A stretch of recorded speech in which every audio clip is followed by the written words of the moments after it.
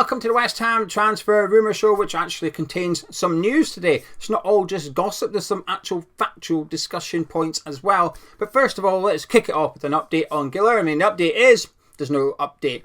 Do you know that awkward period for journalists between them declaring a deal is close to the deal actually being done? That gap, whatever time delaying phrase you can think of, throw in there, it's probably been used in the last 24-48 hours, that an unnamed club is coming at the last minute, that the agent is now just changing the terms of the deal. As far as I'm concerned, I'm perfectly calm and optimistic that this deal will be concluded and Guilherme will become a West Ham player.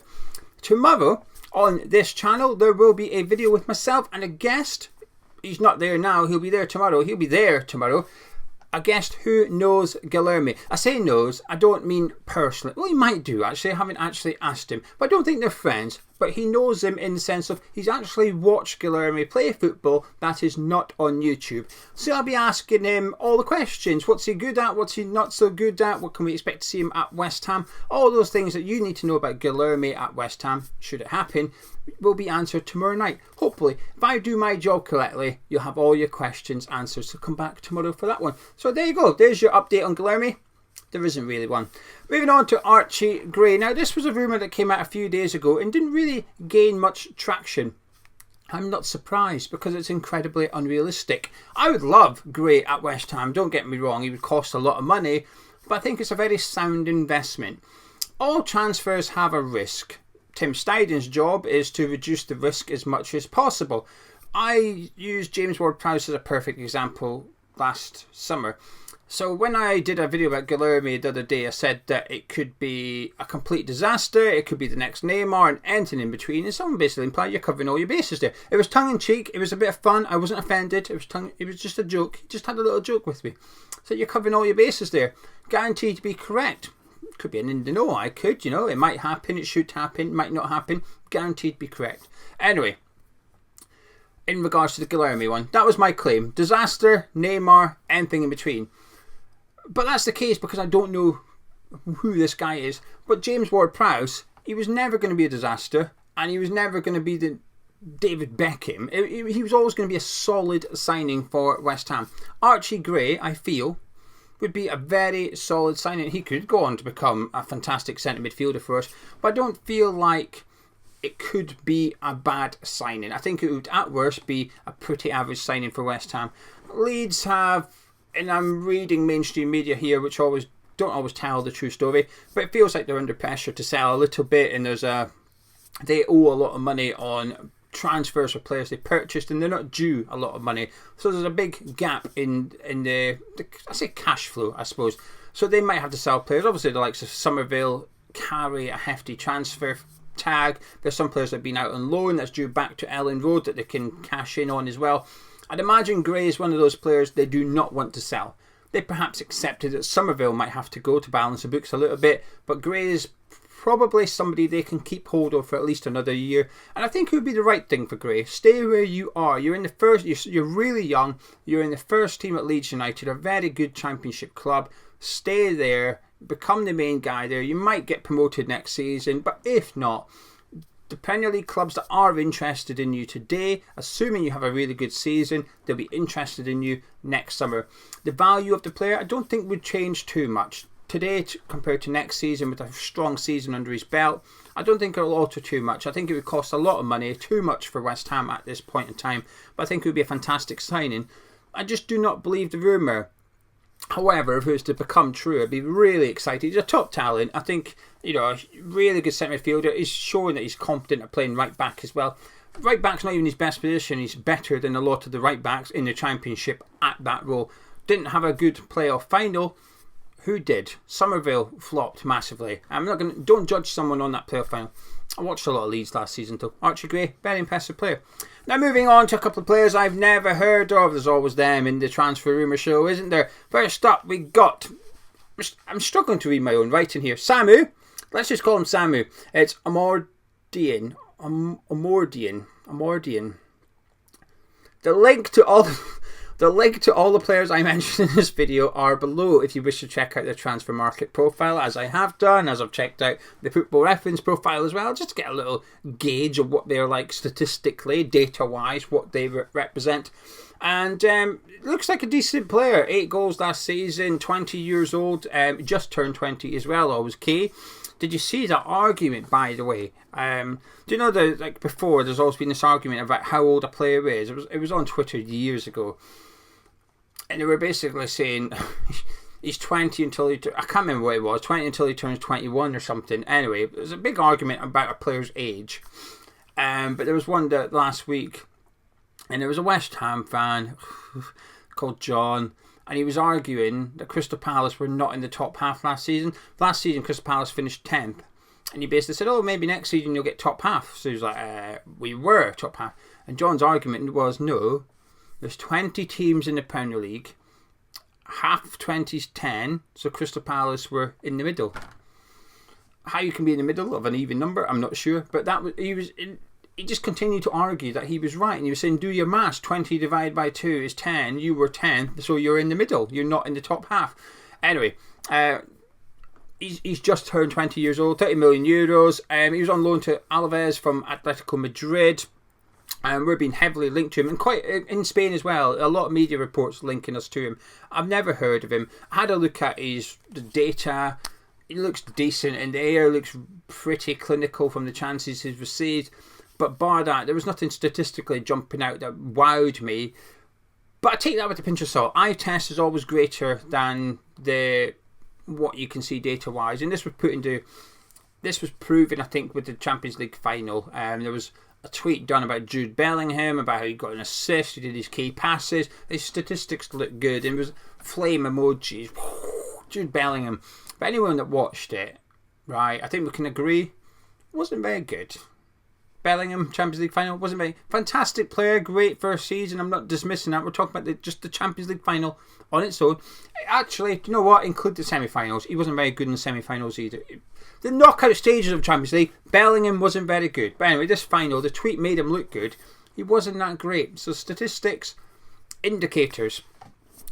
That's what I always say.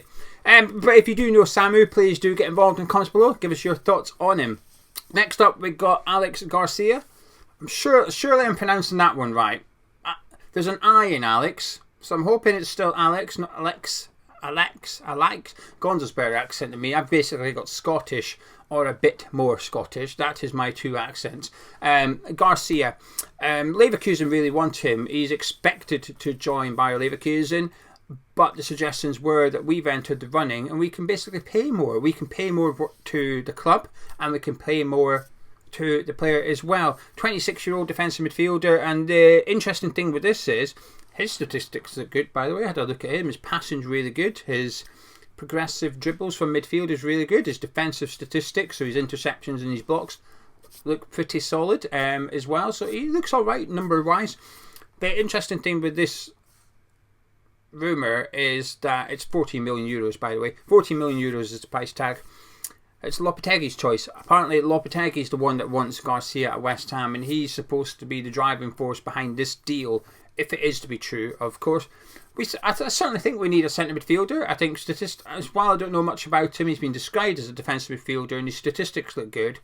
So that's sort of appealed a little bit to me. In terms of profile, 26 years of age, not got a problem with that.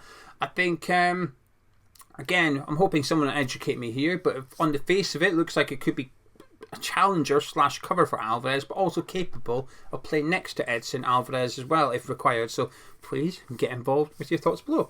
We're continuing to be linked with Jota Silva, although nothing seems to have moved too much. It's a case of we're working on it. But what's new, or I didn't notice a couple of weeks ago when we were initially linked to him, was the 20 million euro release clause.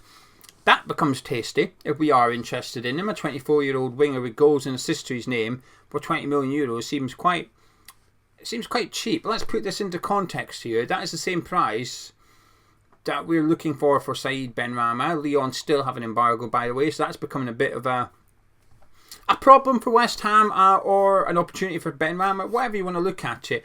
I look at it as a bad thing. Some people want Benrahma back, so they'll be happy that that's happening. I don't want Said Benrahma back. I would rather us have the money that we've agreed with Lyon and we get that money to spend. But my point is, Jota, same price as Saïd Benrahma, and it's the same price as what we're asking for Flynn Downs. It's cheap. It's not a lot of money for a player like that. I'm hoping that one happens. Although, again, never seen him, but going by reports of what I've read and what people have said about him, and also his numbers. Yeah, I'm warming to this player more without ever seeing him, which is always a dangerous thing to do. Right, let's move on to the news then. It's all regards to current West Ham players. We've released our retained list, which contains players which have been released. There you go, didn't mess that one up. Ogbonna has departed or will depart. His contract runs until the end of June, but he's never going to return to West Ham. He's on holiday at the minute. He will not be coming back. After 9 years at the club, Ogbonna is off, which is the right decision by the club. I think he's been a fantastic servant. Insert all the nice things about Ogbonna. Been absolutely brilliant. Been one of the best centre-backs I've seen in my lifetime at West Ham, especially for consistency as well, to do it over such a large number of years. I think he's been absolutely brilliant and the ultimate professional at the football club. And he's one of those players I think we will grow fonder of as time goes by. Maybe in 5-10 years we'll look back and think, do you know what, he was a bloody damn fine defender. We already think that, but I think you get fonder of them. I think it's happened with James Collins. I think it's happened with Ricardo Vazte. Absence makes the heart grow fonder with these players. And I think Ogbonna will be one of those. Sad to see him go? Not really. Sad to see it come to an end, but it's the right thing to let him move on. Next up, we've got Aaron Cresswell. The club have announced today, we knew this, but the club have confirmed it, that he signed a 1-year contract, so he will be here next season. One less position for Steiden and Lopetegui to worry about. From the development squad, Dan Chesters has been released alongside Knightbridge and Apaya Forson, and a few players that had a scholarship have been released from West Ham as well. But the interesting thing is the club have confirmed they're in negotiations with Ben Johnson and Divine Mubama, so there's still a chance that they will remain at West Ham next season. And if they are able to conclude contracts for them, I think the squad would be in a really strong position actually, because essentially we'd lose Anang and Ogbonna, and that would be it. We'd only be losing 2 players. Calvin Phillips to some extent, because I do think we need a midfielder, not necessarily to replace Calvin Phillips per se, but he still was a member of the squad. In terms of like the work that needs done, I've always maintained there's a good squad here at West Ham. This isn't a bad one. I know some people think Moyes has left a really bad squad behind. I don't buy into that. I think it's far stronger than the one he inherited. Yes, there's work to be done, but which club, which team in the Premier League doesn't require work? I bet you Arsenal right now are thinking we really need to sort this left-back situation out. Zinchenko wasn't good enough. Tomiyasu can play there. Kiwior, I'm not sold on him personally. Is Timber going to be the left back now? He's fit again. Obviously, he was missed last season. My point is, clubs. My main example was Liverpool last summer. They literally had to rebuild the midfield. This was Jurgen Klopp. He'd been there 8 years. Jurgen Klopp was there for. It was definitely Jurgen Klopp's team at this point. Yet last summer, they had to get in Endo, McAllister, Szoboszlai, and Gravenberch. 4 midfielders they had to buy in one window. You always need to rebuild. We're just no different to any other club in the Premier League as far as I'm concerned. There's not that much work needing done. There's upgrades needing done. But we've got enough players. We have enough players. The centre-back is the only one we need to bring in now to replace Ogbonna. But the club are working on that. Anyway, there you go. That's the West Ham transfer rumours. That's the West Ham news in terms of player contracts, who's staying and who's going. I'll be back tomorrow with the video about Giller. We'll have a video about the season tickets coming up as well. And then next week we'll do a deep dive into what the current squad looks like, because hopefully we'll get news about Mubama or Ben Johnson, because ultimately it needs to be done by the end of June, because that's when their contracts expire. Ben Johnson's a bit more tricky, because if he goes, he goes. If Mubama goes, whoever gets him, assuming they're in England, there will be compensation due because of his age and the fact that we have actually made an offer to him and he's rejected it. They would have to pay us compensation, whether it be agreed privately or it goes to a tribunal. It doesn't really matter. We will get a fee of some sort. It wouldn't be very much. 500,000 maybe is my guess, is what we'd receive from Mubama, perhaps a bit more. But anyway, there you go. That's the latest. If you know who those players are, Aleix, Garcia or Samu, please get. I'm not going to try and pronounce his second name. I can't even read. I think it's Omorodion. Either that or my writing is terrible. Anyway, the link to those player profiles are in the description below. Have a little look at yourself. Let me know what you think in the comments below. I'll catch you tomorrow.